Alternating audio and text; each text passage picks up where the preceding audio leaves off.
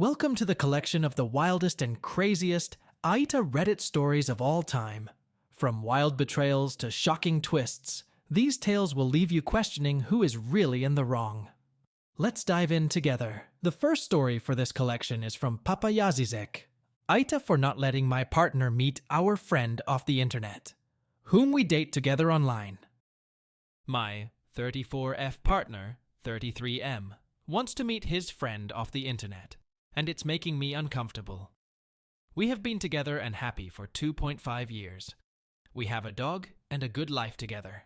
I would describe us as more on the adventurous side when it comes to. We sometimes talk about adding a third or another couple. My partner is straight and I am. We recently discovered an app where we could meet like-minded people. Though we never met anyone off the app, we had some good conversations with others, and we even discussed setting up a potential date night in the future. The problem is that we just adopted a new puppy. She can't be left alone for too long, and certainly can't be left alone long enough for us to be able to go out on a date. However, we still discussed the option to explore the app more in the future. My partner continued to show me prospects on the app just for fun, and I would give him the green light to swipe right on some people that we both found interesting. About a week ago, I happened to look over my partner's shoulder while he was chatting with someone via text. It was a woman's name that I didn't recognize. I asked, "Who's R?" My partner said that she was one of the girls that we had swiped right on. He explained that they had decided to move their conversation off the app and onto text for more convenience. According to him, they had been talking almost every day since then. I was a little hurt and I felt left out. I told my partner that I felt a little bit uncomfortable to think that he is chatting to other women off the app without my knowledge.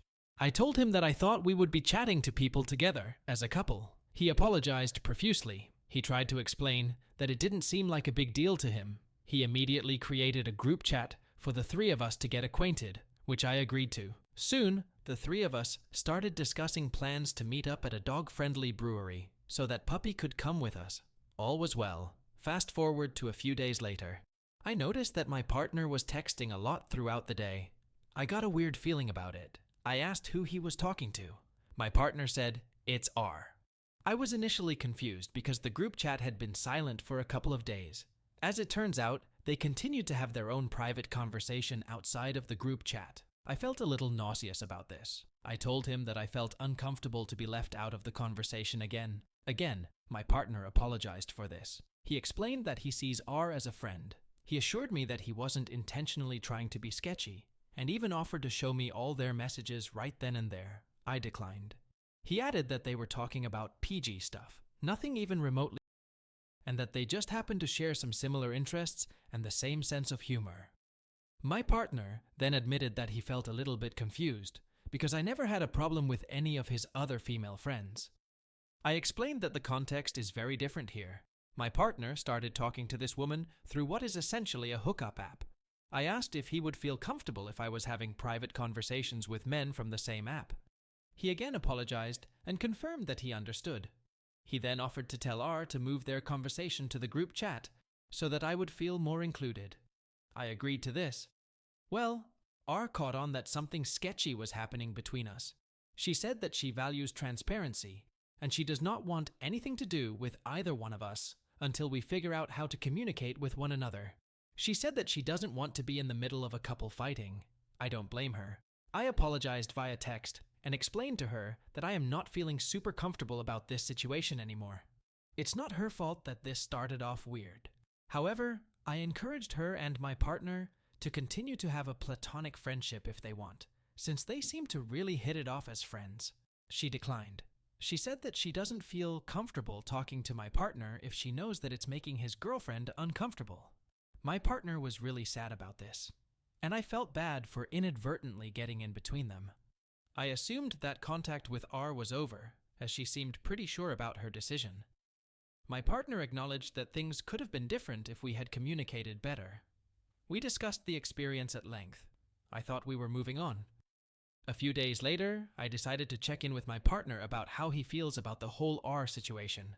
My partner surprised me in saying that he's still talking to her. He told me that she's catching a flight out of the country for a couple of weeks.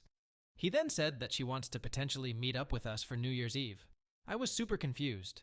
I felt left in the dark again. I thought we had agreed to more transparency between us. I told him that I wasn't aware that they were still talking. I asked him if he would have offered up that information if I hadn't asked him. He blew up at this point. He yelled, "I'm telling you right now, and I can't seem to do anything right." He said that I am making this situation way more dramatic than it needs to be, and that I am making the friendship awkward. He said that I shouldn't see R as any different from his other female friends. I defended myself, saying that I would be open to them having a platonic friendship, but I would still need more transparency than his other friendships, at least at first, considering where they had met, on a hookup app. My partner said that it shouldn't matter where they met, that I should treat her like any of his other friends, and that I am being controlling. He got so angry that he slept on the couch last night. He has never done that in our entire relationship. I feel like my requests for transparency weren't that extreme and were justified, given the nature of how this friendship started. Keep in mind, they still haven't met in person. This is all a theoretical friendship for now. And I can't believe that this theoretical friendship is coming in between us in such a big way. We never fight like this. We are usually super respectful to one another when it comes to disagreements.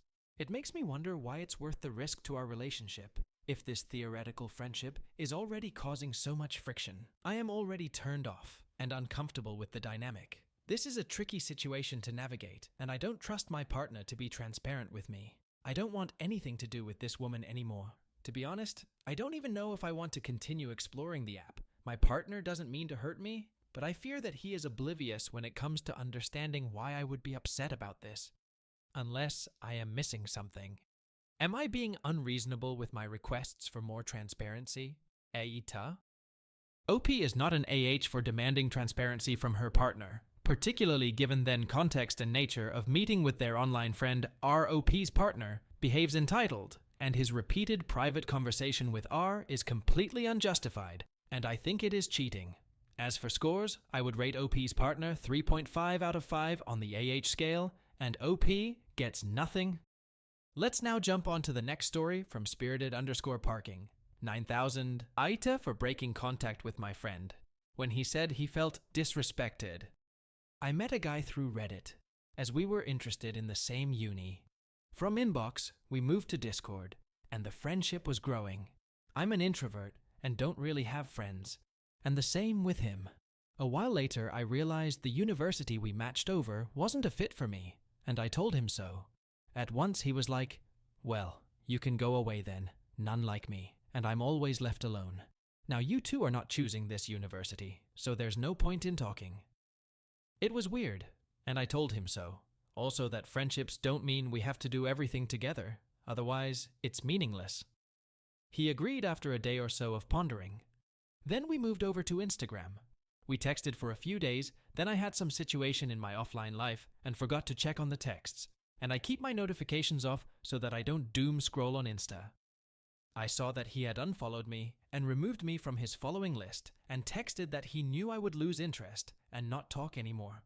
But when I told him the real reason, he sheepishly accepted the unfollowing thing.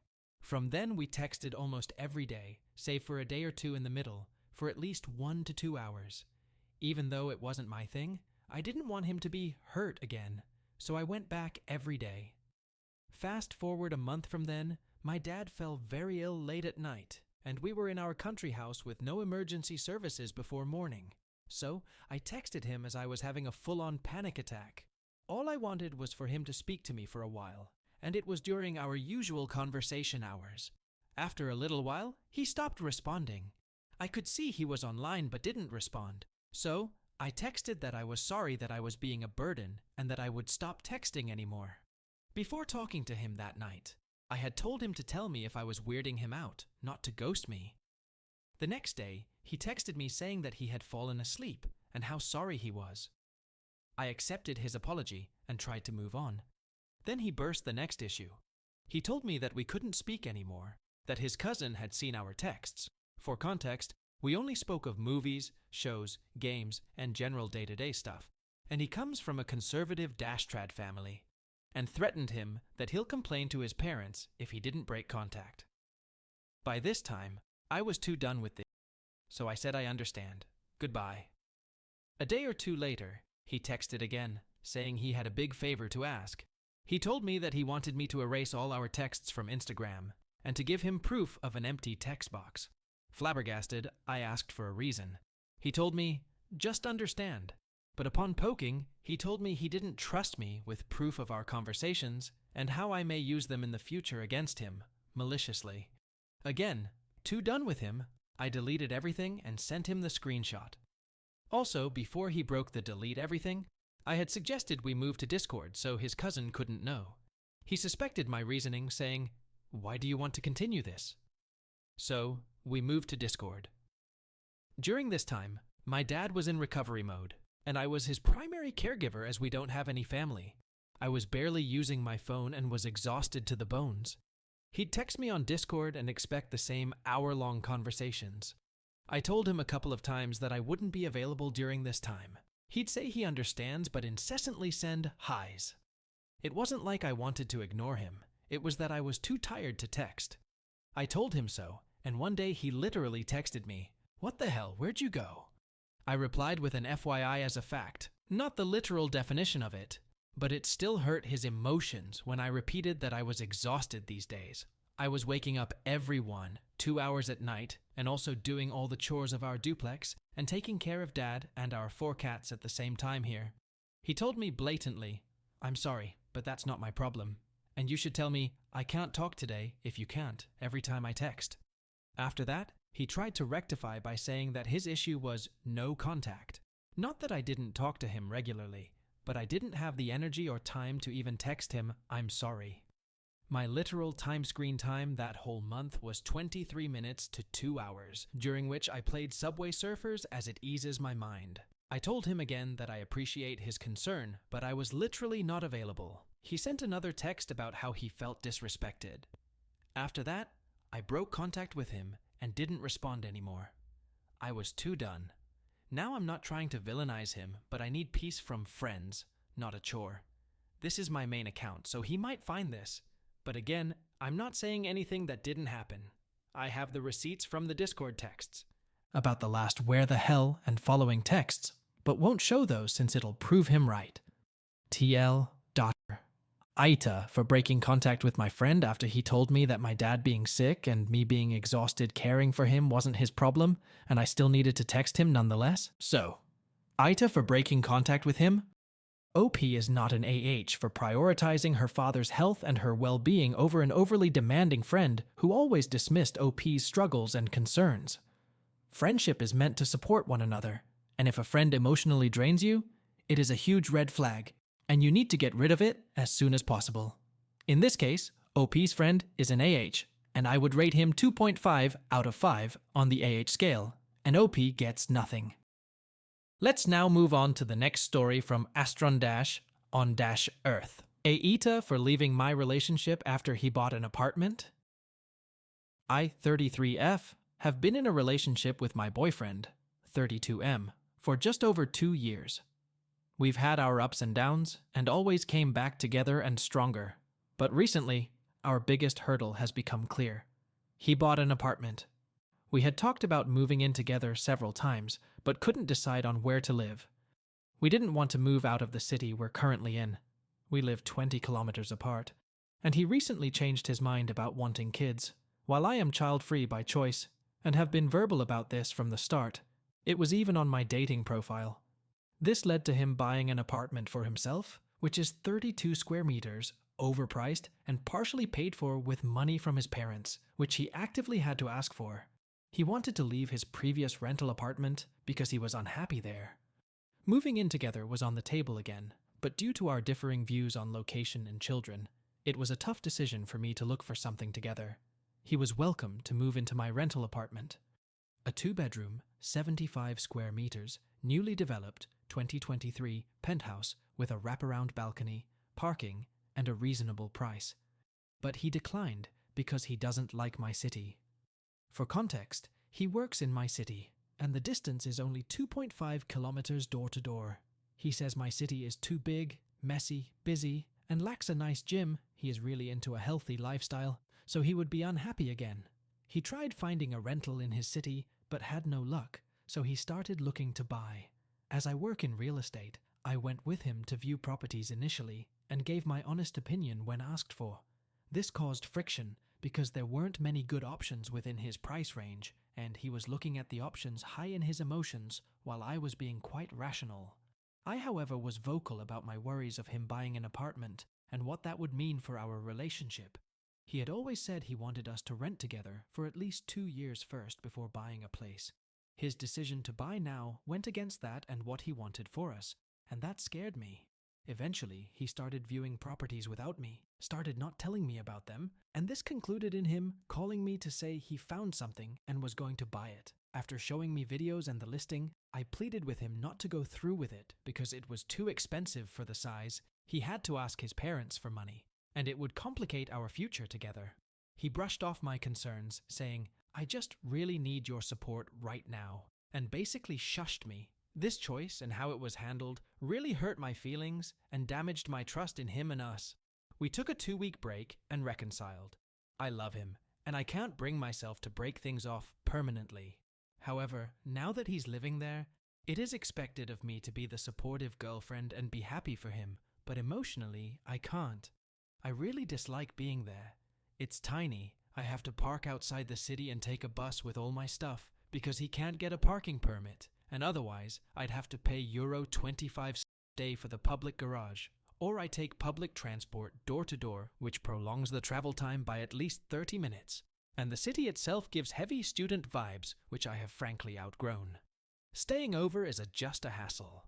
I have a pet that I have to leave behind, which makes me feel guilty every time I go, free roam bunny.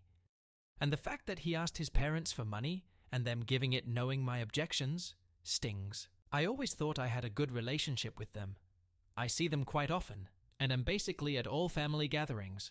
I haven't seen them or his other family members either after this all happened, and I am dreading Christmas, to be honest. And honestly, it's also becoming an ego thing for me. It's just weird and hard to explain to friends-family that my boyfriend of 2 years, which wants to live with me in the future and wants my babies, bought an apartment recently for himself with no space for me, and despite my pleas not to. Also, for context, he changed his mind about having kids, saying, "If it means losing you, I don't want kids." This back and forth on such a life-changing decision makes me uneasy because I'm sure of my stance, while he seems uncertain. So, AITA for contemplating breaking things off with him. OP is not an AH for voicing her concerns about her boyfriend's impulsive decision. Rather, OP's boyfriend is an AH for his impulsive behavior. His behavior shows that he is not only an impulsive decision maker, but also dismissive of his girlfriend's concerns. So, OP's boyfriend is an AH, and I would rate him 2.5 and OP 0 out of 5 on the AH scale. Let's now move on to the next story from one Karus_X. AITA for cutting off my longtime friend of 8 years for wanting to get closure from my last rejection while we're both in a relationship. I, 23F, have a longtime friend, 24M, for 8 or so years now. We became friends while we were in high school. Even when I moved cities to be with my mom for college, since I was raised by my aunt in the city near my previous school, we gradually saw less of each other. But we kept in touch, sort of, and got to see each other a couple of times in my new city. For a little context, for the first year of our friendship, we had a crush on each other for a few weeks or so, but nothing really developed. He tried to confess a couple of times after, but I kept on rejecting him, and I thought there was nothing more to that, because it's been 5 years since I graduated high school and moved away. Not to mention the fact that we've both had partners since then. As I said, we kept in touch, but barely because I've been too preoccupied with my life. I'm pretty bad at keeping in contact with the people I know from my previous school, as I've had more than enough bad memories from there, and he's expressed how that annoys him to an extent. Fast forward to now, my boyfriend, 26M, and I have been together for 11 months now, and my friend knew that. He's known that for months now, and I've known he has a girlfriend for just as long, if not for a longer time than I've been with my boyfriend. So, when he messaged me if he could borrow my school shoes for the cosplay of his younger brother, since I cosplay, I didn't really think much of it, and we striked a friendly conversation. I kept bringing up his girlfriend because I was excited to finally meet her at the cosplay event we were all going to, by coincidence, and I kept on bringing up my own boyfriend. Even when he suggested meeting up to borrow the shoes, I still brought up my boyfriend and how he'd go with me. But it took a really strange turn when he began reminiscing about the past, in a bit of a bitter way, and I joked that at least he was in a better relationship now than he had before when we were in high school, and then he just said, "I wasn't talking about my ex, I was talking about us. When was there ever an us?" But I didn't say that, and just told him gently that I wasn't comfortable with the topic because we both have partners. And he said he was fine with putting a stop to the conversation at that, but he kept on going on how he didn't get a proper closure from the last time I rejected him. And then there was just radio silence in between for almost or more than a year, and how if things were different, he could have been there for me and could have helped me through things if he just lived near me. And I don't think I still have the words, to be honest. I thought he just wanted to borrow my shoes, but then it became a weird conversation about closure. I sent all of this as it was happening to my boyfriend because there's no way in hell I'm hiding something like this from my partner. Even without his prompting, I sent a final message to that friend that what he said wasn't anywhere near fine to me and my partner, and that I wasn't comfortable with that, and that he should think about his girl and treat her better. After that, I restricted him, and I haven't looked since. He was my longest time friend, and I thought it would stay that way, but I can't keep in contact with someone who would disrespect me and my partner, not to mention his own partner. But at the same time, that was my longest friendship, and a part of me feels a bit empty and sad about it, because he was the last person I kept in contact with from when I lived in my old city. A part of me, the more sentimental part, feels as if I could have talked it out with him. I've cut out people for less, and if it was a stranger coming on to me, I wouldn't have even left them that last message, which I thought was a courtesy to our long friendship. People come and go, that's part of life, but a part of me still feel guilty, or that it was partially my fault. Edit. We've had similar talks in the past, and throughout all of them, we've agreed that we're better off as friends. And I thought that things were left at that since years have passed, until he hinted at his feelings just last year, and me and my friend talked to him when we were all in the same event. I thought he had truly moved on when he met his current girlfriend, but it seems the feelings lingered. OP is not the AH for setting clear boundaries with her friend, and communicating her discomfort with his actions. In this story, OP friend is an AH who disrespected OP boundaries by brought up unresolved feelings and for seeking closure inappropriately. So, as for scores, I would rate OP's friend 2.5 and OP 0 out of 5 on the AH scale. Let's now jump on to the next story from El Sapito Azul _ AITA for not wanting to spend Christmas with my mum? I'm a 23 female who hasn't had a very normal childhood. When I was very young, we moved to another country, so my family was always just my mother and my 2 older siblings, since I hardly know my father, and he never took care of us. In my childhood, we never had much money because my mother worked by herself to support the 4 of us. Because of this, I couldn't do the things that most children did. I didn't go on school trips, couldn't make many plans or travel with my friends, or participate in extracurricular activities. On top of that, my mother was someone who, despite being there physically, felt emotionally absent. She didn't help me when I asked for help with schoolwork or listen when I needed advice, so eventually I chose not to rely on her. I also remember that she frequently missed important events like school plays or graduations, and she was the only mother who didn't get along with the other mothers. Because of this, I was often left out when plans were made. My siblings had a similar or worse relationship with her. My brother wasn't very studious, so there were constant arguments between him and my mother. I remember daily shouting matches between them, so when my brother turned 16, he left home. On the other hand, my sister chose to be like me and simply stayed in her own world. As soon as she finished her degree, she moved to England. When I was about 15 and my siblings no longer lived at home, my mother lost her job. She lived on unemployment benefits while renting out my siblings' rooms, so we often had strangers living in our home who stayed for a few days to a few months before new ones arrived. During that time, we had even less money, so I didn't get birthday or Christmas presents. We usually spent Christmas with some of my mother's friends, whom I didn't even know, so I don't have good memories of those holidays. 2 years later, since my mother still hadn't found work, she decided to move to England with my sister. Because I was still a minor, I stayed to live with my older brother. During that time, we grew much closer, and even today, he is the only family member I confide in or get excited to share good news with. The university program I wanted to study was in another city, so I moved. My mother reluctantly paid for my apartment, complaining that I could have stayed and studied in my hometown. Nevertheless, I moved and studied while working.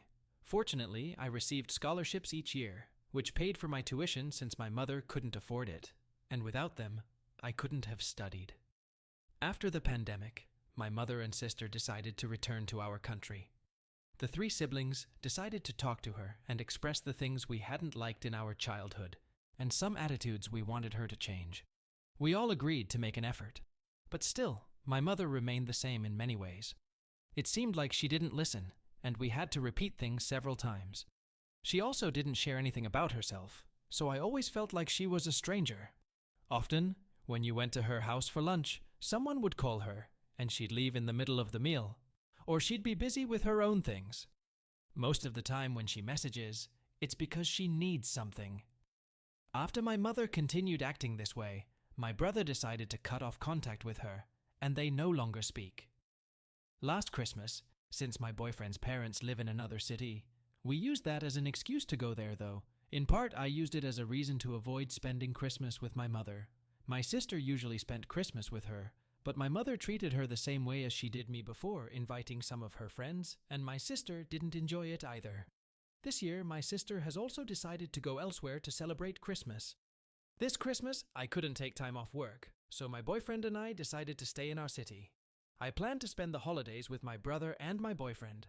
Today, my mother called me because she assumed I was going to spend Christmas with her, even though we never discussed it. She asked if it was okay to invite some of her friends. I told her I was planning to spend Christmas with my brother and boyfriend, and there was a silence. She simply said, "Okay." She never expresses her feelings, but I know it upset her. The situation made me feel sad, but I know it's something I won't enjoy. AITA for not wanting to spend Christmas with her? OP is not an AH for not wanting to spend Christmas with her mom, give the strained relationship with her mom and her past experiences. OP's frustration is completely justifiable, and her right to choose a more fulfilling holiday with people she feels close to must be respected. As for scores, I would rate OP's mom 2.5 out of 5 on the AH scale, and OP gets nothing. Let's now jump onto the last story for this video from J_AXX 2017. AITA for thinking I was doing the right thing? So, I, 32 and B, should clear this up first before I get into the story. I'm on the spectrum, not severely, but to the point where social contact or communication can be an issue.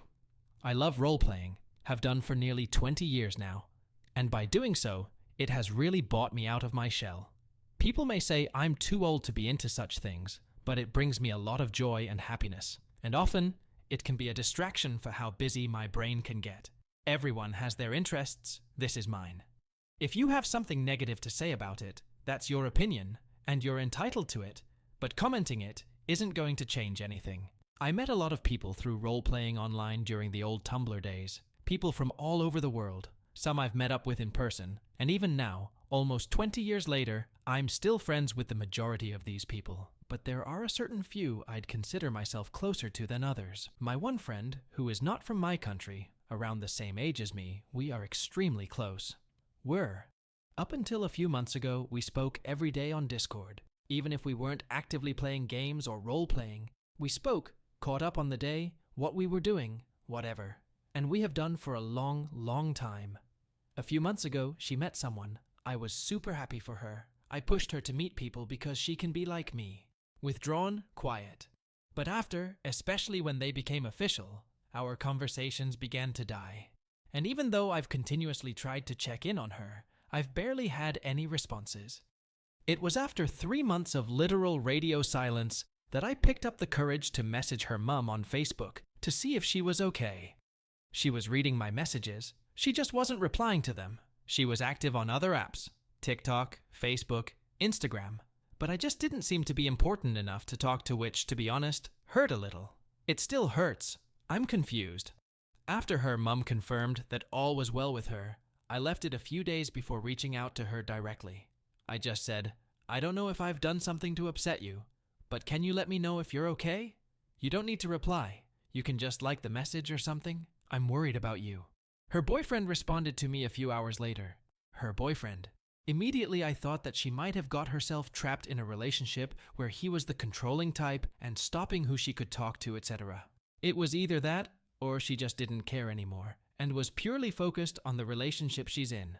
As I said, I'm happy for her. I'm glad she has someone. She deserves everything in life. But we've been through some stuff together, the pair of us, and we'd always had one another to talk to when things got bad. Her boyfriend told me she was facing a lot of stress and anxiety and didn't have the mental capacity to read my messages - get back to me. So she'd asked him to do it. Mental health. It has never been an issue before. I've always been there for her, just as she has for me, for over a decade. Nearly 15 years. It felt like a kick in the teeth. I understand mental health. Of course I do. I have my own issues too. But I can't help but feel as though I've been completely shut out and basically told that she needs space. Specifically, from me. I haven't tried to contact her since. In fact, I've deleted any messages I'd sent her, TikToks, Discord messages, everything. Perhaps I'm being selfish here, but it just feels awful to think that a friendship that I thought had solid foundations has been washed away by a relationship. I don't know whether to just leave it, to just pretend I'm not bothered by any of this, or to message again. I feel like that would truly be the last nail in the coffin if I did, however. So I'm trying not to, even though I would like some answers. What changed? Why did she think she couldn't come to me with any issues? Why did she have her boyfriend respond? Am I not important enough to just have a small message that just read, "Things are hard right now, but I'll be in touch"? I feel like I'm being selfish here. I know I am. But I'm worried about one of my best friends, and now I can't even contact her directly because obviously he's the one that's going to respond, have input in it. Is there anything I can do to show her I care and that I'm thinking of her? I thought about sending her something in the mail, but I'm tired of losing people I love and don't want to push her away any more than I clearly have. Just to add, I wasn't messaging her daily asking if she was okay during the radio silence. Perhaps once every 2 weeks, I was aware of being overbearing. I'm just sad, I guess. I valued our friendship an awful lot. Any input from others would be great. Should I send her something in the mail or not? What are the next steps here? If you read all this, thank you. I appreciate it. OP is not the AH. It's understandable to feel hurt by the lack of communication from a close friend, especially when a relationship seems to overshadow a long-standing bond. OP was considerate in reaching out and genuinely cares, which isn't selfish. What do the Mac Reddit fans think? Is the OP an AH or not? Let me know in the comment section below. If you like the stories I brought you, just hit the like button, share them as much as you can, and don't forget to subscribe to Mac Reddit for a daily dose. Bye-bye. See you tomorrow with some more spicy fries.